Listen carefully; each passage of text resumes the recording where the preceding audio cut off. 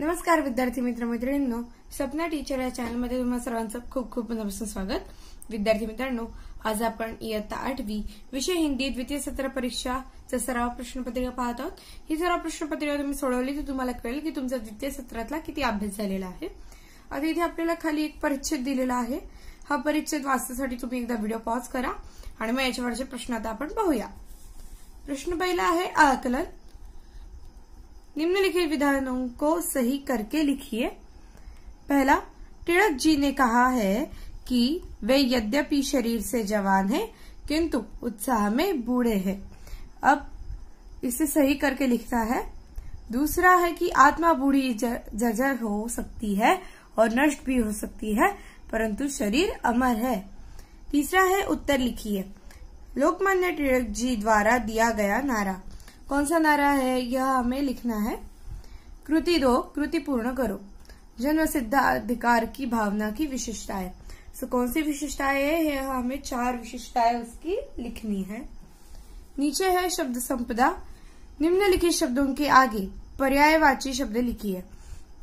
पहला है हवा और दूसरा है पानी। ब, निम्नलिखित शब्दों के लिए शब्द समूह लिखिए।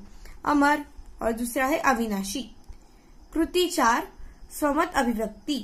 होम रूल पर टिप्पणी लिखिए। इसके आगे हम पेपर देखते हैं। अब आगे के प्रश्न में भी हमें यहाँ पे जो निम्नलिखित परिच्छेद दिया है इसे पढ़कर सूचनाओं के अनुसार कृतियां करनी है।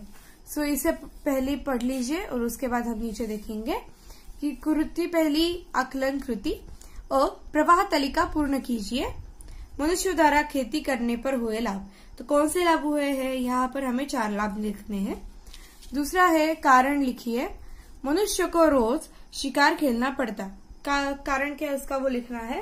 और दूसरा है मनुष्य पहले लोगों के लिए एक जगह रखना जरूरी नहीं था।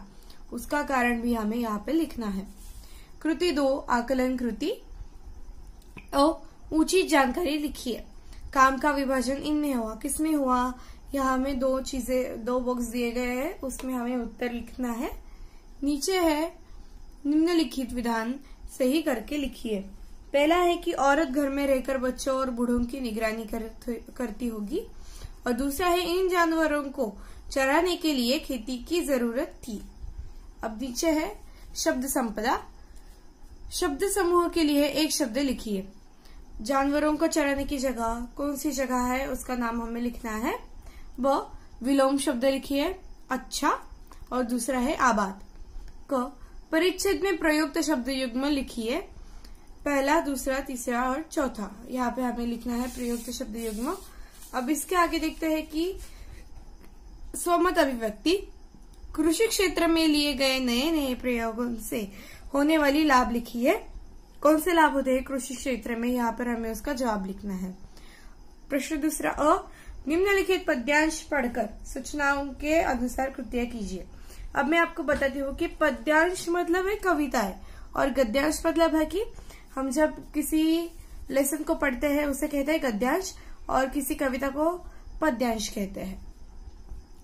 तो यहाँ पे हम कविता देख सकते हैं, मेरा मतलब पद्यांश। सो आप इसे पढ़ लीजिए और उसके नीचे हम जो प्रश्न दिए हैं अब वो देखते हैं।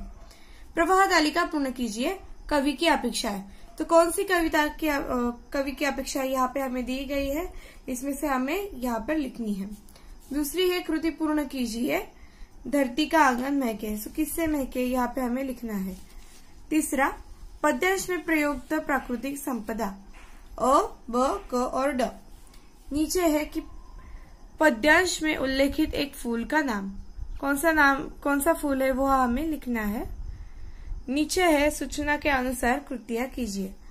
मुहावरों का अर्थ लिखकर अपने सार्थ वाक्य में प्रयोग कीजिए। नीचा दिखाना, इसका अर्थ बताना है और वाक्य में उपयोग भी करना है। दूसरा, निम्नलिखित कारक विभक्ति का वाक्यों में प्रयोग कीजिए।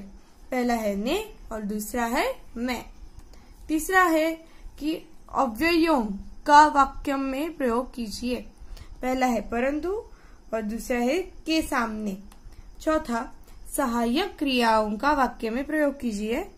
जाना और खिलाना। इसके नीचे है संज्ञा के भेद लिखिए। नदी और दूसरा है सीता।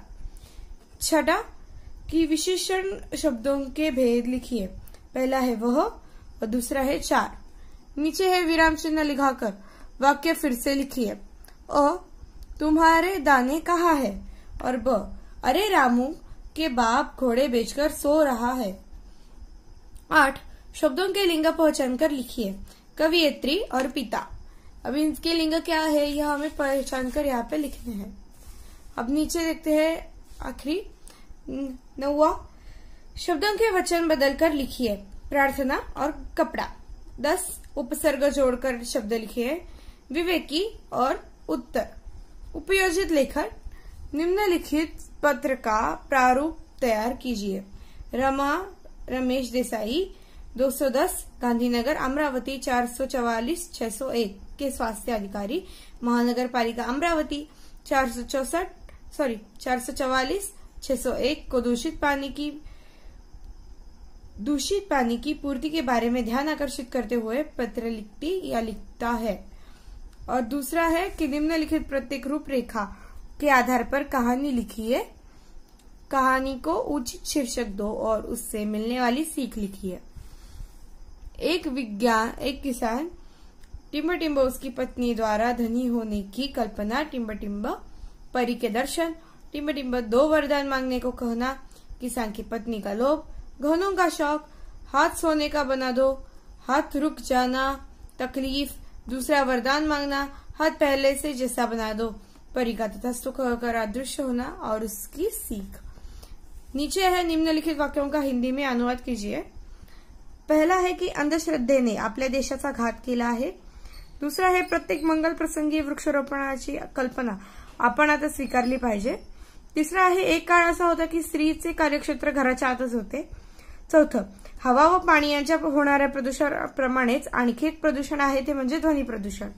आता हे जे वाक्य आपल्याला खाली दिले आहे इनका हमें हिंदी में अनुवाद करना है। नीचे है कि अथवा यह क्वेश्चन जो हमें दिया है तीसरा या इसके अथवा यहाँ पर एक क्वेश्चन दिया है। निम्नलिखित परिच्छेद पढ़कर उस परिच्छेद पर 5 प्रश्न तैयार करो जिसके उत्तर एक एक वाक्य में हो।